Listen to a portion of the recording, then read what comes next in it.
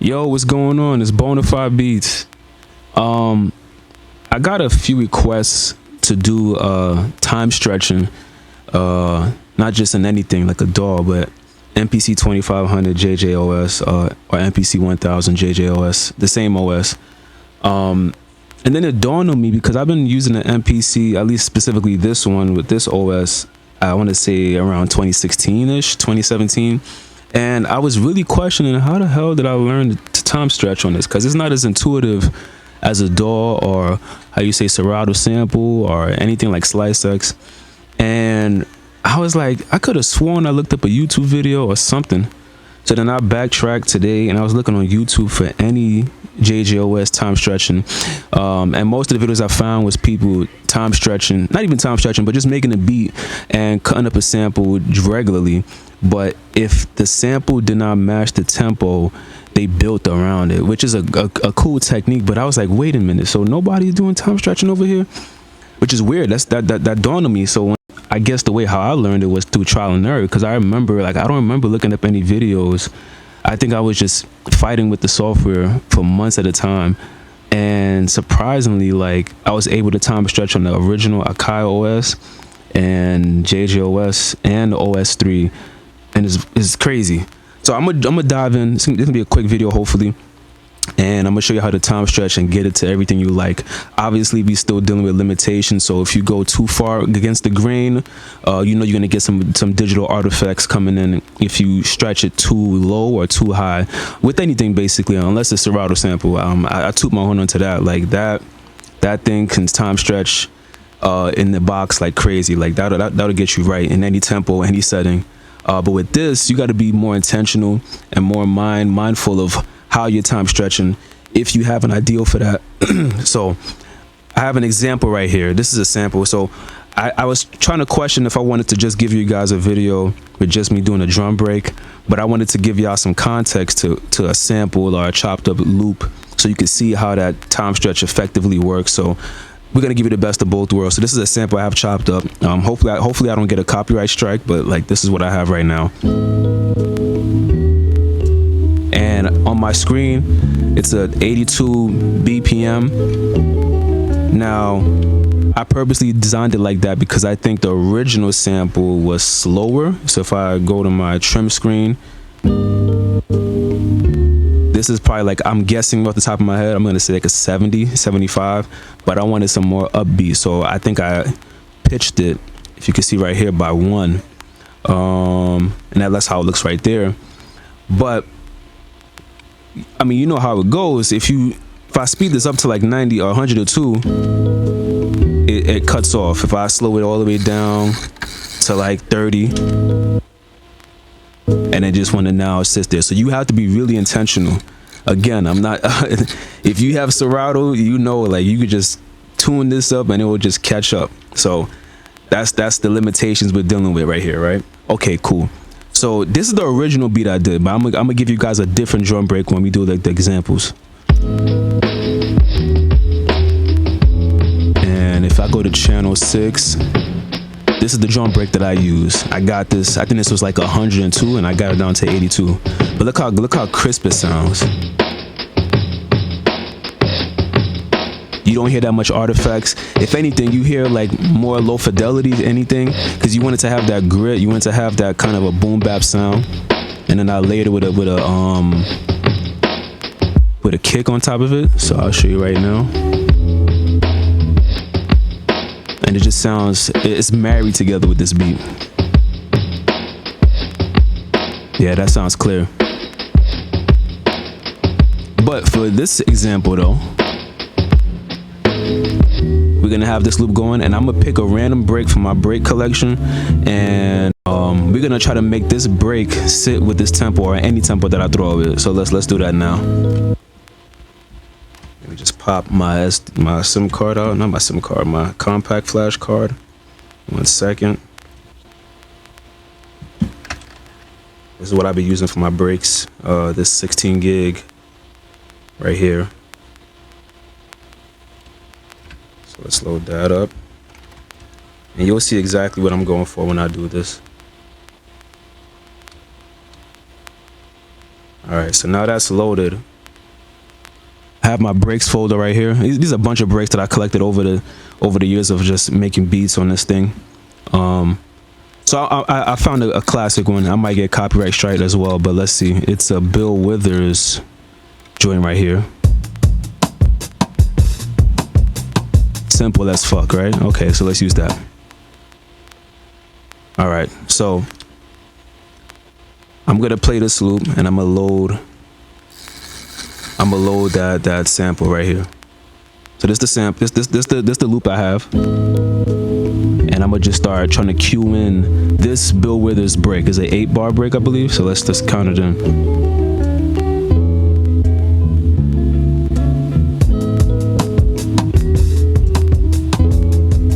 You see, keep listening. I'm about to drop it in.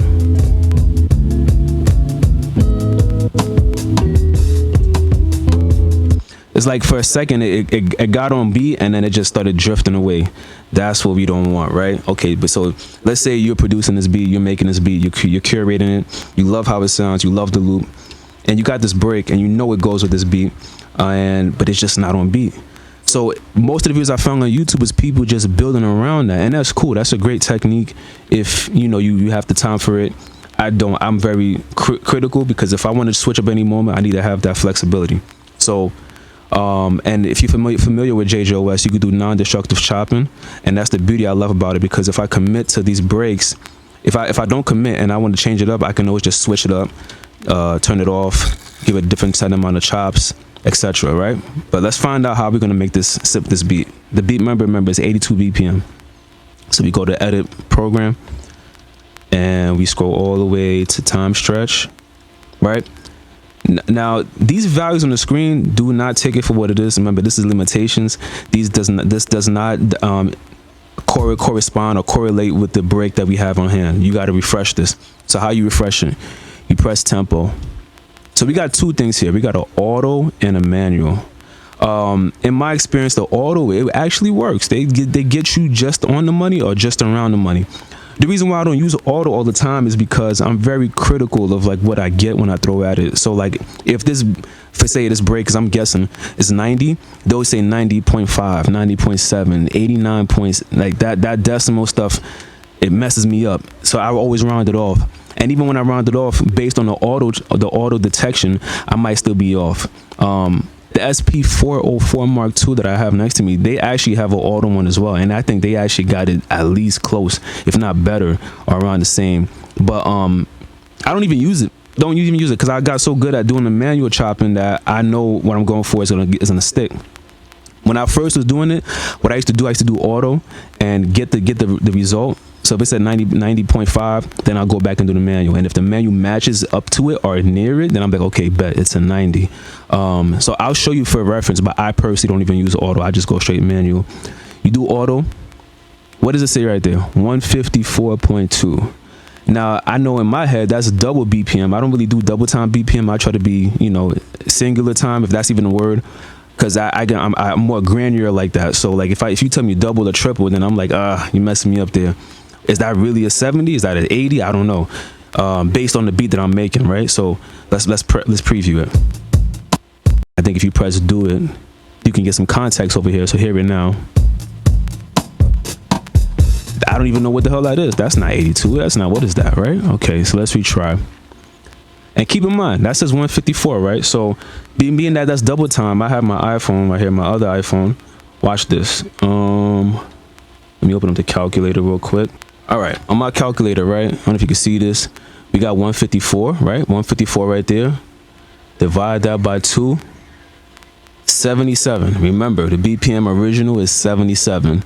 I want a what? I want the 82. But let's put in the context, right? So that's 154. Let's go back to tempo and let's do manual, right? So how many beats do we have? Let's count it out. 1, 2, 3, 4, 5, 6, 7, 8.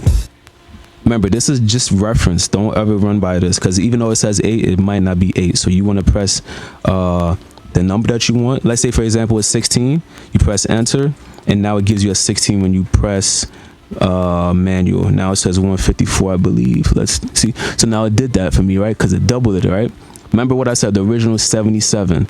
So let's count the beats again. 1, 2, 3, 4, 5, 6, 7, 8.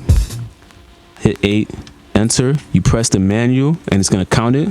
And what do we got there? 77, right? That's not the same tempo that we just saw, but it was double time when I press auto.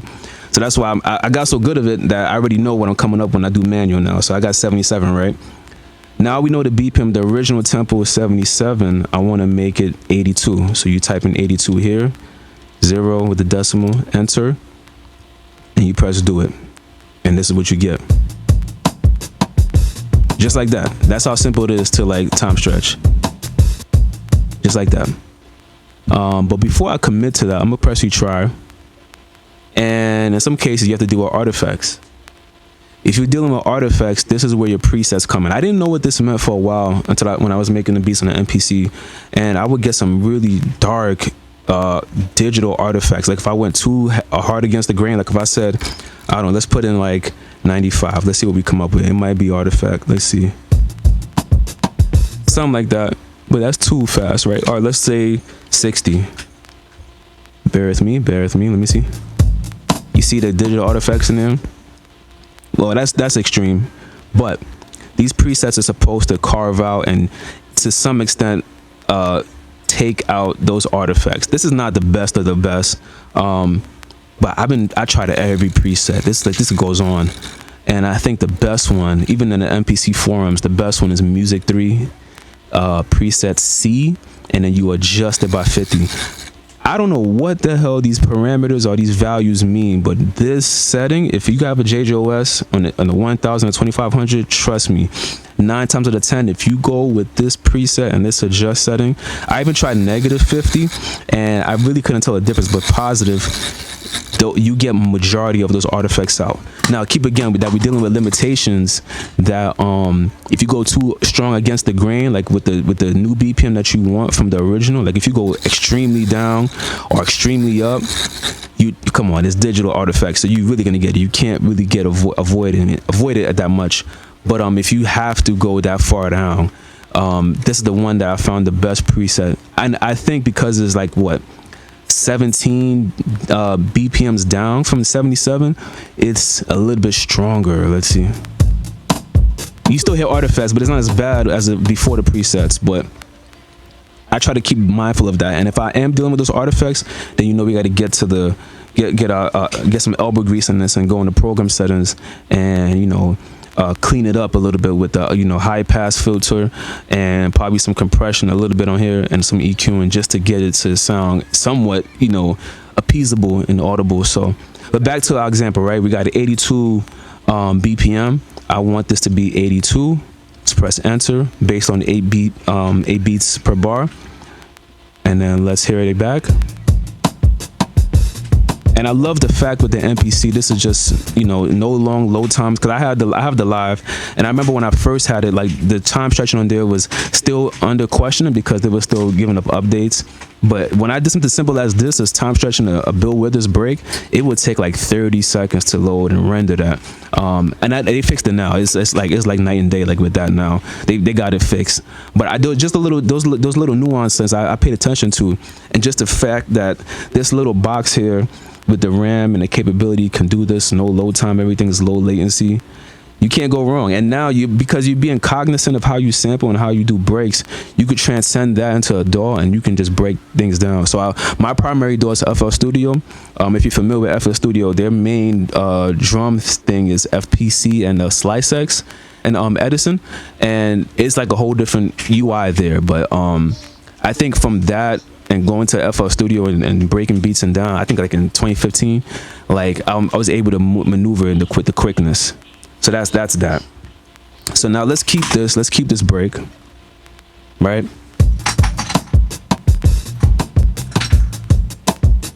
All right, there we go. That sounds good. Now we're gonna go to chop. This is the non-destructive chopping.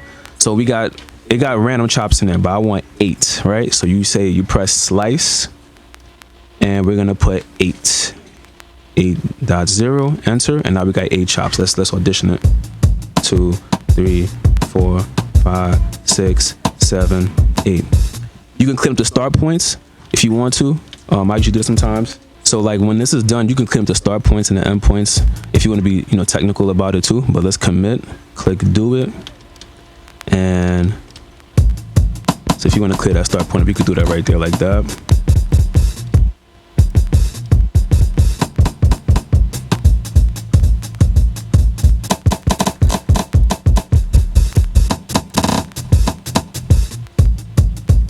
And that's my start points. Remember, this is non-destructive, so when whatever you do on one side does not affect the other. If you're doing destructive sampling, if you move this endpoint, the endpoint stops at 286. The start point for beat 2 would start on 2.8.686. But since we're doing non-destructive, whatever you do to one side does not affect the other. So things can overlap, things can be cut. That's a limitation as well, but I'd rather take those odds than committing to the destructive in certain cases. And fun fact, in most cases when I do break beats, I usually do destructive chopping other than non-destructive. I think better for quality purposes, as depending how it renders, but that's just my little quirk. But back to the chop, right? This is the endpoint. I want that clean, so I'll roll it up right here. Let's chop 2, 3, 4, 5, 6, 7, 8. Now, I didn't even make the program yet, but let's just audition it with that loop that I have and see how it sounds. Let's go.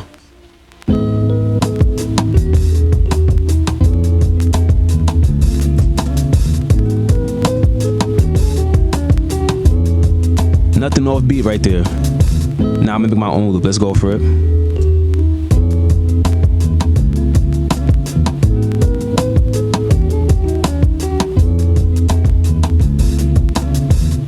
It's just that simple. I'm freestyling this, by the way. I didn't even put it on paper yet.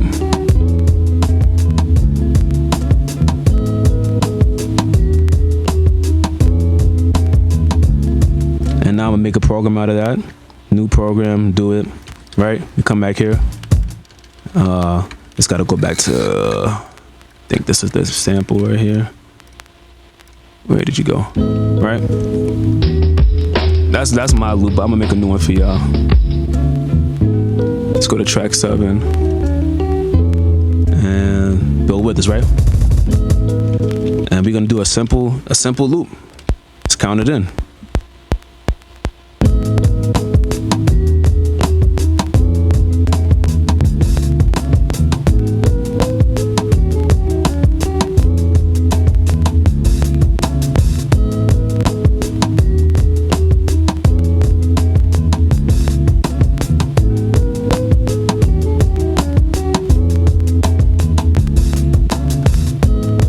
So now why we have this recorded, right? In 8 bars. Because now you can hear your beat and hear it in real time. Now this is what I recorded. Now this is what we're gonna clean up. We're gonna go to program edit. And we're gonna select all. We're gonna make our mute groups so we don't overlap each other like that. 1. So now see. Now, if you have a release and you feel any gaps are there, this will clean up those little micro fade outs for each chop. Put it to 0, and now it just flows. You see how clean of a BPM time stretch that is? Now, obviously, you have some wiggle room with those too. You can go a little faster, but it kind of like cuts each other off. Look at the BPM, 96. Let's go down a little bit more. Let's say I want to go 75, right? You see it's still cutting off based on the break beat that I chopped it down to 82. Well, this is the best part about tuning. I can probably bring it down a little bit more. Let's go down to 2. Now we're tuning, so we're bringing down the tempo and the pitch. That's one of the quirks you have with, once you get the right time stretch, you can manipulate in that manner. Shit, let's go slower. And let's go lower.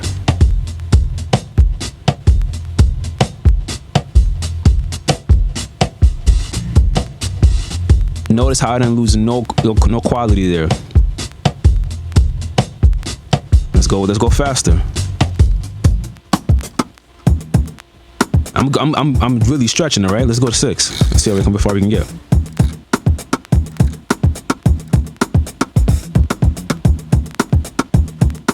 Just like that, right? And let's just say you wake up one day and be like, nah, that's not it. Let's go back to 82. All right, my friend, 82 it is. Let's go back to 0. Come on, man. How can you not like this kind of way of chopping? Again, this is not Serato sample. This is not a promo video for Serato, but oh my God, that thing is like a animal in itself. That's the OD lazy chopping. But this right here, like once you have the intent of how to time stretch and how to make a beat like this, you won't be scared to like touch and stretch and bring it back to life of any sample of that matter. That's how I got to this position with this joint, and that's how I got it to sound like the way how I wanted to. And I think I tuned it up by 1, got it to 82, and that's how you do it from right there. That's exactly how you do it. If y'all got any questions, let me know. This is your boy Bonafide signing out. And that's how you time stretch in JJOS for the MPC 1000 and 2500.